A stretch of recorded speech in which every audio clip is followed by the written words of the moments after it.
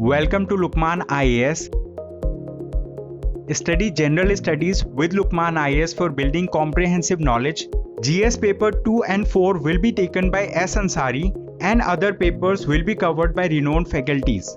Live classes are as effective as offline classes. The classes are highly interactive in nature.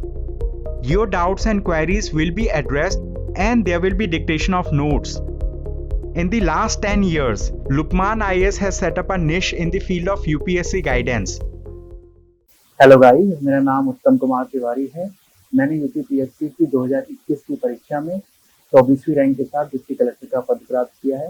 आज मैं daily knowledge track के माध्यम से अपनी स्टडी आप लोग के साथ शेयर करूंगा। मैं मूलतः प्रतापगढ़ उत्तर प्रदेश का रहने वाला हूं। मैंने B Tech electronics and communication trade में कर रखा है। इस समय मैं प्रेजेंट रूप में राज्य कर विभाग में एज कमर्शियल टैक्स ऑफिसर या इसको अब स्टेट टैक्स ऑफिसर भी बोलते हैं, मैं इन्फोर्समेंट ऑफिसर की तरह से कार्यरत हूँ।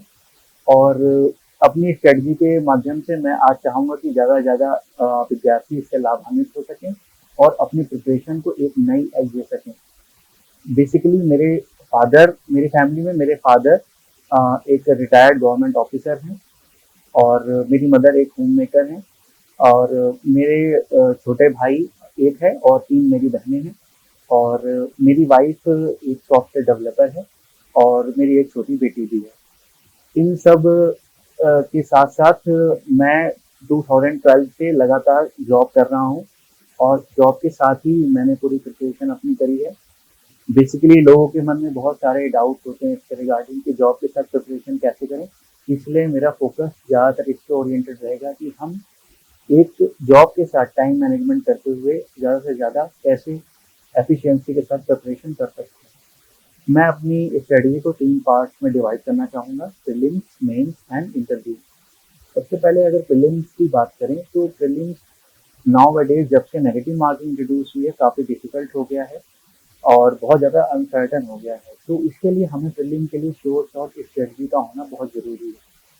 सबसे पहले अगर हम प्रीलिम की बात करें, जो सिलेबस की बात आती है वो बहुत ही डाइवर्स है और उसका कोई एंड नहीं है, बट जो बुक्स हैं वो अभी भी थैंक गॉड लिमिटेड हैं।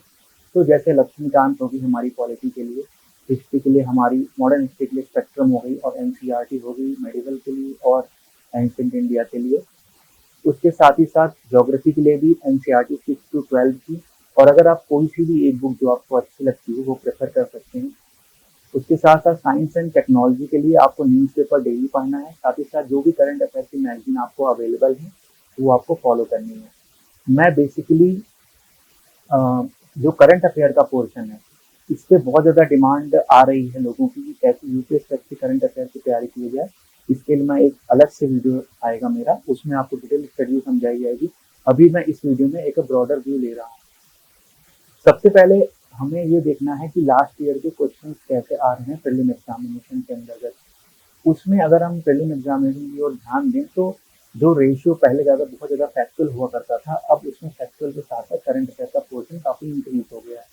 तो इसके लिए हमें ये चाहिए कि हम एक ऐसी स्ट्रेटजी डिवाइस करें जिसमें अब हमें हाइब्रिड अप्रोच रखनी चाहिए। फैक्चुअल का भी हमारा अच्छा खासा नॉलेज होना चाहिए, करंट अफेयर हमारा हमेशा रिवाइज होना चाहिए। इवन यूपीपीएससी में तो 2-2 महीने पुराने भी करंट अफेयर पूछे आते हैं, तो इसलिए हमें बहुत ज़्यादा अप टू डेट रहने की जरूरत है। तो इसके लिए मैंने जो फॉलो किया था वो घटना चक्र पब्लिकेशन की पूर्वानुलोकन करके आती हैं। तो उन सारी बुक्स का बेसिकली जितना मुझे हो पाया, पूरा कंप्लीट नहीं हो पाया था, बट जो भी हो सकता था उसमें मैंने हिस्ट्री और बायोलॉजी, केमिस्ट्री, फिजिक्स और ज्योग्राफी में और प्लस इन्वायरमेंट में जो भी पोर्शन मेरे से कवर हो रहा है इनको जरूर कर लिया था। इसके अलावा जो भी पॉलिटी वगैरह के जो पोर्शन थे वो मैंने थोड़ा बहुत कवर किया था। इससे क्या होता है, जो प्रीवियस ईयर के क्वेश्चन आए रहते हैं उनमें हमारे माइंड में एक उसका मैप बन जाता है कि किसके अकॉर्डिंग प्रिपरेशन करनी है। थोड़ा सा फैक्चुअल की टर्न होता है प्रीलिम के अंतर्गत, इसलिए हमें हमेशा ध्यान रखना है कि हमें थोड़ा सा रिवाइज करने की स्टडी बहुत अच्छी करनी चाहिए।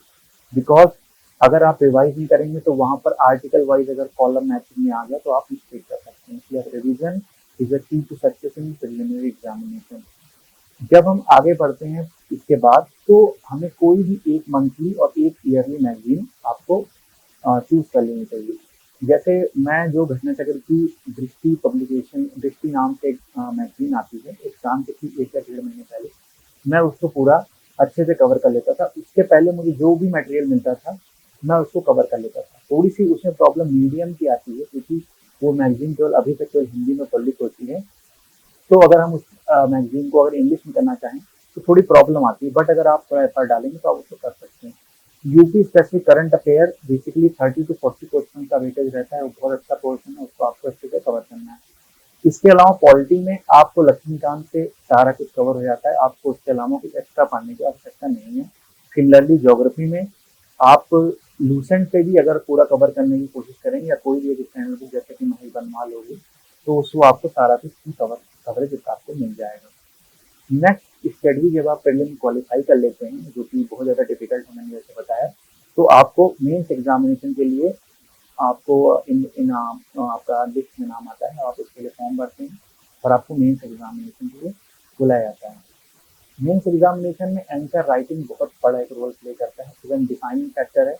जो भी न्यू कमर्स स्टडी कर रहे हैं, वो हमेशा प्रीलिम के पीछे लगे रहते हैं, कभी भी मेंस की प्रिपरेशन नहीं करते उस हिसाब से।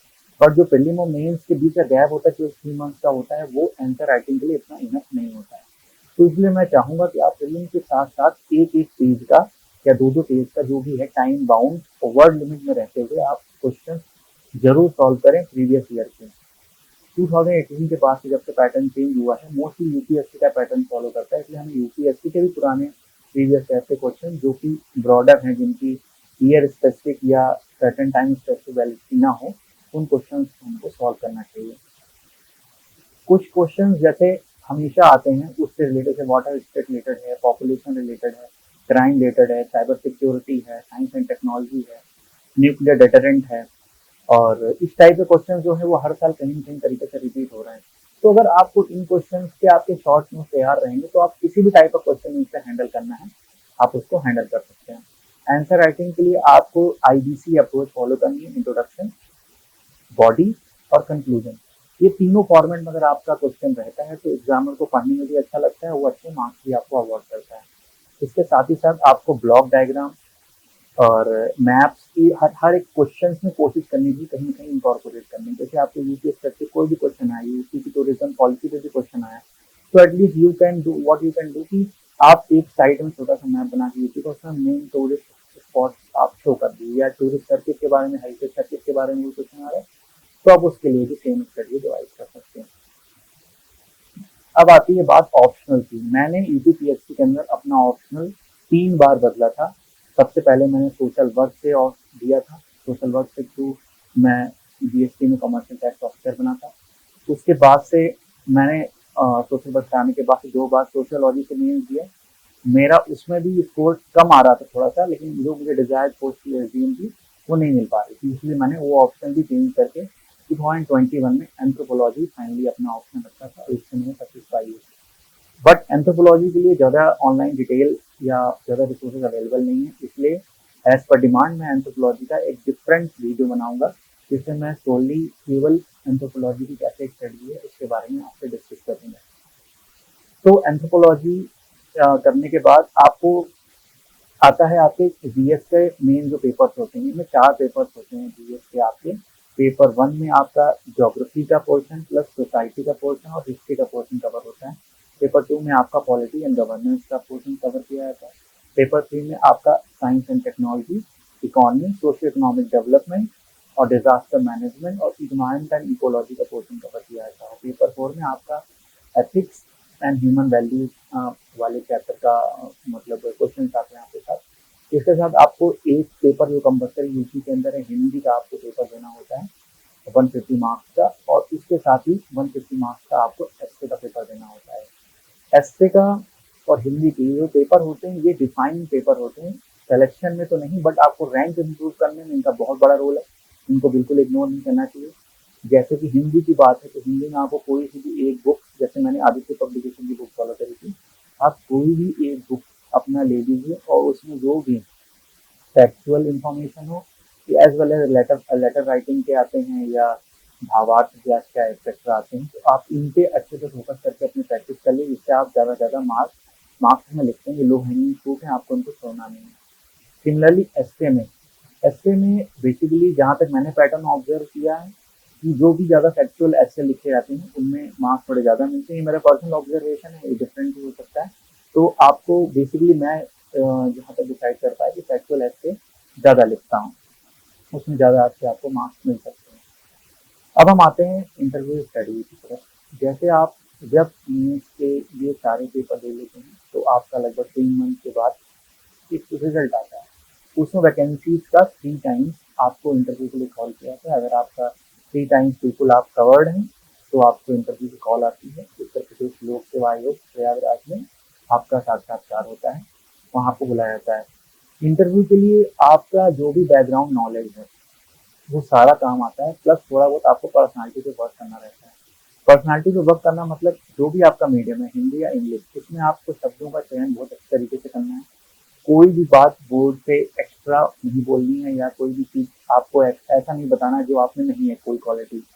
सिमिलरली अगर आपको ये जाना जाता है कि आपने पर्टिकुलर ऑप्शन से कर रखा है, जैसे कि उनके पास इंफॉर्मेशन होती है कि आप किस ऑप्शन से ये परीक्षा पास करके आए हैं उसकी परीक्षा, तो आप उस ऑप्शन पे अच्छे से फोकस कर लिए, क्योंकि अगर वहाँ पर ऑप्शनल से क्वेश्चन पूछे गए तो वहाँ पर आपको आंसर देना पड़ेगा। प्लस यूपी स्पेसिफिक एनवायरमेंटल मतलब जो भी यूपी में जो भी इस समय करंट अफेयर है, जो भी सिनारी चल रहा है, आपको उसकी होल टर्म ऑर्गेनाइजेशन में चल रहा है पूरी इन्फॉर्मेशन फर्स्ट हैंड नॉलेज इसकी होनी चाहिए और आपको अच्छे से प्रिपेयर होना चाहिए। कोई भी क्रिटिकल एनालिसिस आपसे करने के लिए वहाँ पूछा जा सकता है किसी भी मैटर से। अब जैसे कि मेरा एग्जांपल दिया जाए तो मेरा प्रयागराज में इंटरव्यू था, हाँ 27 जुलाई को। Shri RN Tripathi honourable member के बोर्ड में मेरा इंटरव्यू पड़ा था। तो they asked me questions about anthropology. उन्होंने एंथ्रोपोलॉजी के बारे में क्वेश्चन पूछा, जैसे कि होमो सेपियंस क्या है, होमो सेपियंस सेपियंस क्यों लगाया गया, और एथनोमेटेरोलॉजी और एथनोलॉजी में क्या डिफरेंस होता है। एंथ्रोपोलॉजी रिलेटेड क्वेश्चन थे। सिमिलरली उन्होंने पूछा 5G ऑप्शन के बारे में, क्योंकि मैं इलेक्ट्रॉनिक्स एंड कम्युनिकेशन से रिलेटेड था। प्लस उन्होंने कई टाइप के सिचुएशनल क्वेश्चन भी पूछे थे, क्राउड आपको गैदर कर लेता है, और कई टाइप के क्वेश्चन आपको इस टाइप के मिलेंगे जो रियल लाइफ रिलेटेड होते हैं। तो वहाँ पर आपको अपना प्रेजेंस ऑफ माइंड का इस्तेमाल करना है, और प्रेजेंस ऑफ माइंड का इस्तेमाल करते हुए आपको जो भी ऑनेस्टी इंटीग्रिटी से आंसर आ रहा है तो आपको उसका जवाब देना। अगर आपको नहीं आ रहा है तो सर मैं क्षमा चाहता हूँ, या I am really sorry sir, I will read letter, ऐसे करके आपको उनसे इस उत्तर के लिए सम्मान देना चाहिए। जब आप इसका इंटरव्यू दे के आ जाते हैं तो लगभग 1-1.5 महीने के अंदर से, मोस्टली मैक्सिमम तो और जल्दी आ जाता है, इस बार थोड़ा डिले हो गया तो आपका रिजल्ट आ जाता है और आप जो भी डिजायर्ड पोस्ट के लिए प्रेफरेंस कर रहे थे आपकी मेरिट के अकॉर्डिंग वो पोस्ट आपको अवॉर्ड हो जाती है। बेसिकली ये पूरी स्ट्रेटजी बताने के बाद मेरा एक आप लोगों से बस मैसेज रहेगा कि कभी भी आपको कोई भी चीज़ अगर आप प्रिपरेशन करने उतर गए तो आपको कभी भी हाफ में नहीं रहना है।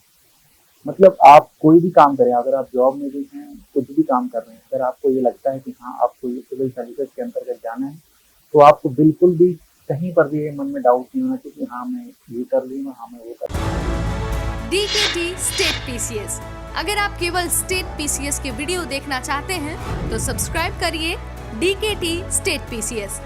यहाँ आपको राज्यों की लोक सेवा आयोग से जुड़ी परीक्षाओं के टॉपर्स के वीडियो अरेंज फॉर्मेट में मिल जाएंगे और लिंक डिस्क्रिप्शन बॉक्स में भी मिल जाएगा। आपको पूरी तरह फोकस करना है। अगर आपका एक दिन 15 मिनट भी बच रहा है तो आपको 15 मिनट को यूटिलाइज करना है अपनी प्रिपरेशन के लिए।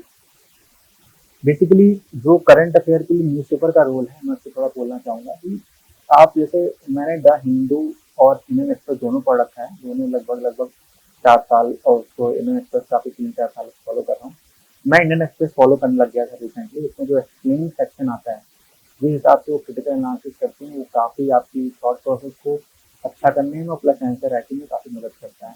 तो आपको न्यूज़पेपर में एक्सप्लेन सेक्शन हो गया, एडिटोरियल्स वगैरह हो गए, प्लस जो फैक्चुअल इन्फॉर्मेशन, उसके छोटे-छोटे बिट्स एंड पॉइंट्स अगर आपसे हो सके तो या कॉपी में या अपने मोबाइल में या अपने टैबलेट वगैरह जो भी आपके पास सुविधा हो, उसमें उसके शॉर्ट्स में बनाते रहिए, और जब आपको ज़रूरत पड़े तो आप उसको रेडी टू रिकॉल डेटा आपके पास होना चाहिए। प्लस अगर आप ये चाहते हैं कि मेरा जो करंट अफेयर है रिफाइन होता है, तो आप मंथली कोई भी एक मैगजीन फॉलो कर सकते हैं। जैसे अगर आप इंग्लिश मीडियम के हैं तो विजन की मैगजीन काफ़ी अच्छी होती है, और आप हिंदी मीडियम के हैं तो कोई भी आपको जैसे मंथली मैगजीन आती है, तो उसके थ्रू आप अपना प्रिपरेशन कर सकते हैं। बेसिकली इस एग्ज़ाम को क्लियर करने के लिए आपको अपनी कंफर्ट जोन से आना बहुत ज़रूरी है, बिकॉज़ जॉब के साथ अगर आप 7 से 8 घंटे अपने ऑफिस में दे रहे हैं तो आपसे एनर्जी भी जा रही है, टाइम भी जा रहा है, फिर घर पे आके आपको पढ़ना भी है, फैमिली रिस्पॉन्सिबिलिटीज़ भी हैं। उन फैमिली रिस्पॉन्सिबिलिटीज़ के साथ, उन जॉब की रिस्पॉन्सिबिलिटी के साथ आपको अपने लिए पढ़ने के लिए टाइम निकालना है। तो ये काफ़ी चैलेंजिंग होता है, काफ़ी आपको डेडिकेशन चाहिए, मन में काफ़ी इच्छा चाहिए।